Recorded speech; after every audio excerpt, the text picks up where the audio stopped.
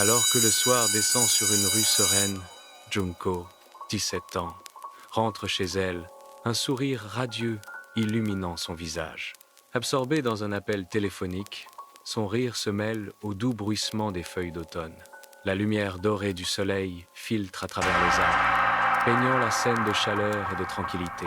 Les feuilles tombent comme des confettis, tourbillonnant autour d'elle, alors qu'elle poursuit sa joyeuse conversation. L'atmosphère idyllique l'embrasse, un moment parfait de joie et de paix juvénile. Dans la ruelle sombre, Junko marche, inconsciente du danger qui se cache dans l'ombre. Soudain, de jeunes hommes entourent Junko, lui bloquant le passage. La peur lui serre le cœur. Les yeux de Junko s'écarquillent d'horreur lorsqu'elle réalise qu'elle est piégée, sans endroit où fuir. Un éclat d'acier brille dans la faible lumière, un couteau tenu de manière menaçante par l'un d'eux. Junko recule, son souffle se coupant alors que la menace devient réelle. L'attaque est rapide et brutale, un cauchemar se déroulant dans la rue solitaire. Dans un sous-sol sombre et insalubre, Junko est ligoté et bâillonné, une figure de désespoir silencieux contre l'obscurité oppressante. Les yeux de Junko reflètent la dure réalité de sa captivité, une supplication désespérée piégée derrière le bâillon. Ses ravisseurs regardent avec une indifférence glaçante, leurs expressions aussi froides et sombres que le sous-sol lui-même. Les ombres dansent sur le mur humide, amplifiant le sentiment de crainte et d'isolement dans la prison de Junko. L'atmosphère oppressante est lourde, une couverture suffocante de peur et d'incertitude enveloppant Junko. À l'intérieur d'une chambre faiblement éclairée, les supplications désespérées de Junko résonnent contre des murs indifférents, ses cris restant sans réponse. Les larmes coulent sur le visage de Junko alors qu'elle supplie, sa voix se brisant de désespoir, son espoir s'évanouissant à chaque mot. La cruauté palpable de ces jeunes ravisseurs remplit la pièce, une présence suffocante écrasant l'esprit de Junko. Les yeux de Junko balayent les alentours, cherchant le moindre signe d'empathie ou d'échappatoire, mais ne trouvant qu'une froide indifférence. Son corps tremble, une manifestation physique de la terreur qui la consume alors que ses supplications se transforment en sanglots désespérés.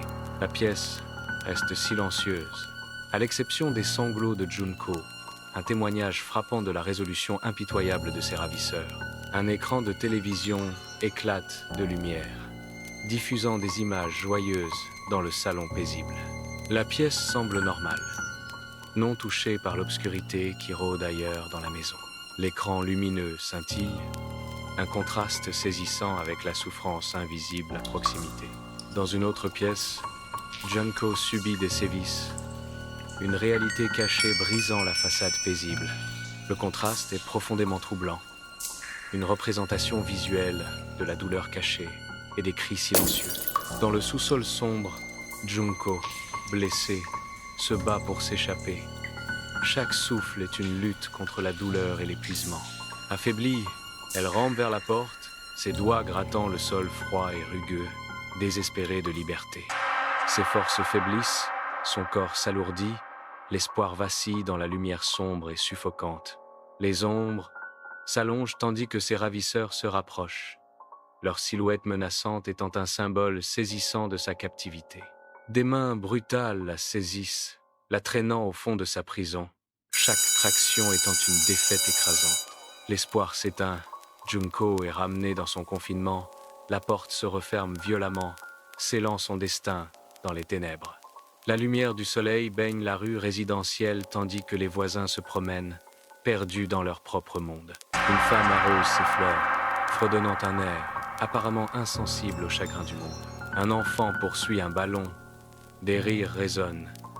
Un contraste saisissant avec la douleur invisible à proximité.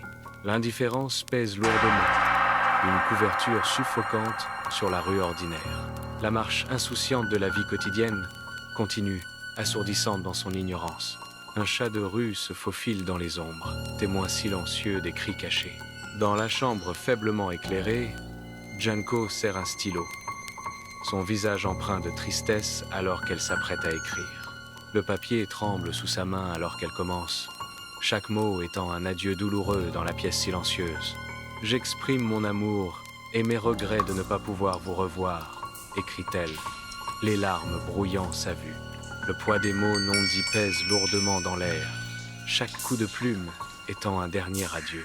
Son cœur souffre à chaque sentiment d'amour, écrit, une tentative désespérée de transmettre ses émotions les plus profondes.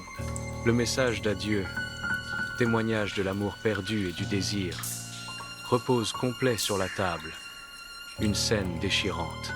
Dans le sombre sous-sol de la maison, Junko souffre, son visage contorsionné par la douleur au milieu de l'obscurité.